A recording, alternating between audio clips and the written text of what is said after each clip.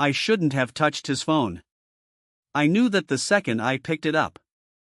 Daniel was asleep next to me. Completely asleep. And his phone lit up on the nightstand. Just one message. From a name I had never seen before. Emily. And the second I saw it, my stomach dropped. Because something in my head said, if you open that message, your relationship is over. But I opened it anyway.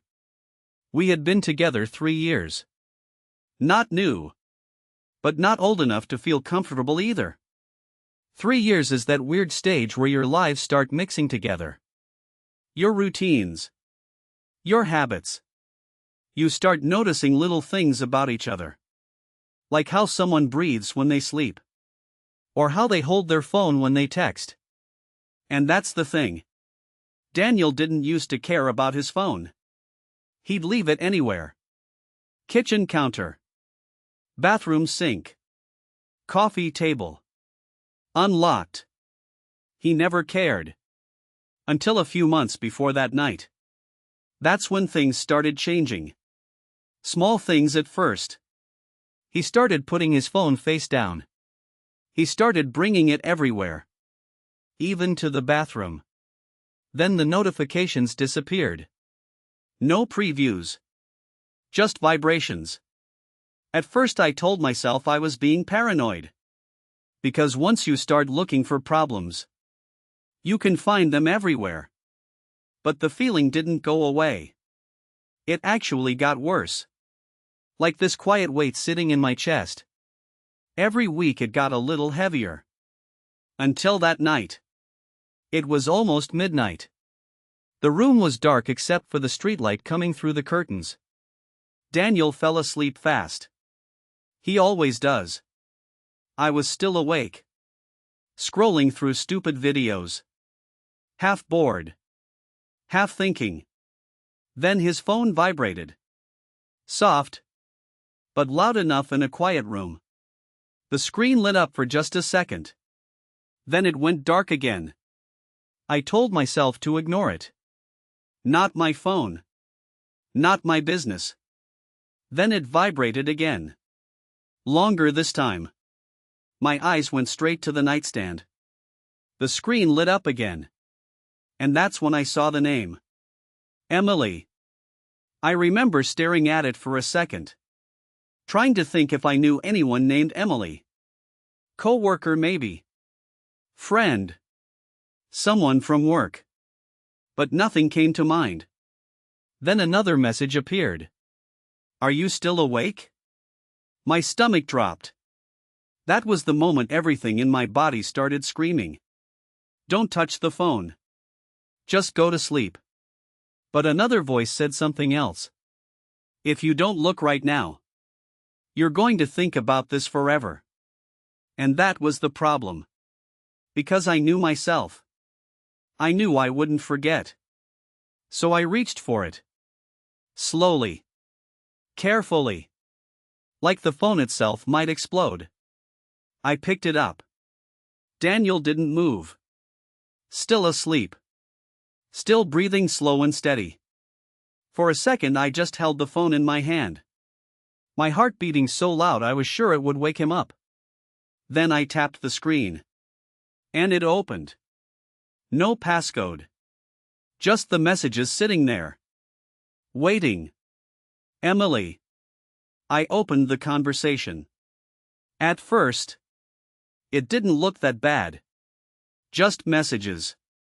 Late night conversations. Memes. Jokes.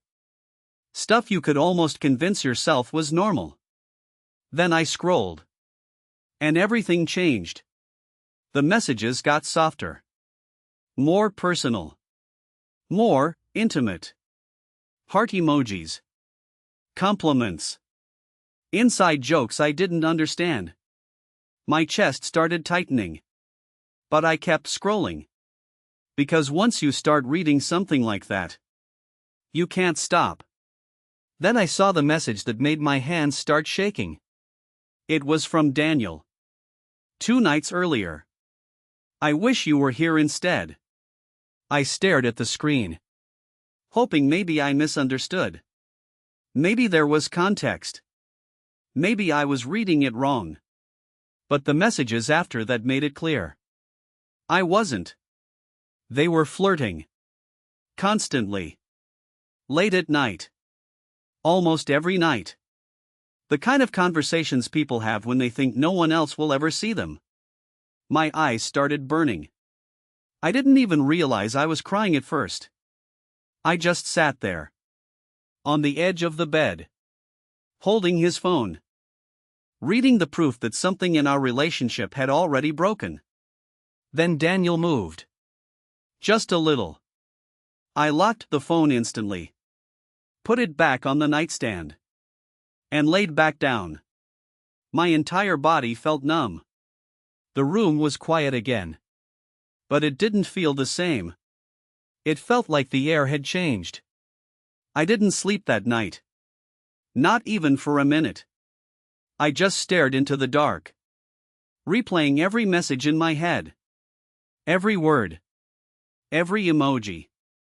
Every lie I didn't know I was living next to. Morning came.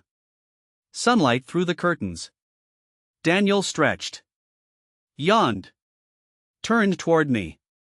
Smiled. Morning. Like everything was normal. Like the night hadn't happened. Like I hadn't just seen our entire relationship crack open. I wanted to scream. I wanted to throw his phone across the room. But I didn't. Instead, I just said, "Morning." And that might have been the weirdest part. Because once you know something like that, you start seeing everything differently. The way he angled his phone when texting. The way he smiled at certain messages. The way he suddenly had late work calls. Every little thing felt like confirmation. Like the truth had been sitting there for months. And I had just finally seen it. Eventually, I confronted him.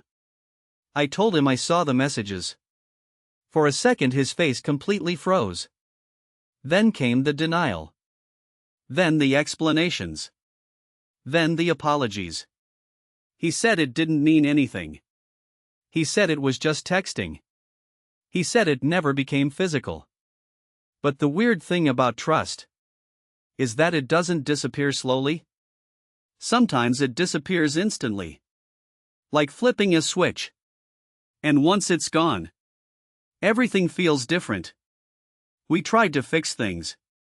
For a few months.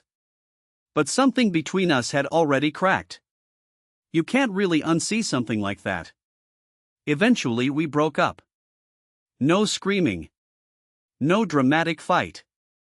Just two people who both knew something had already ended.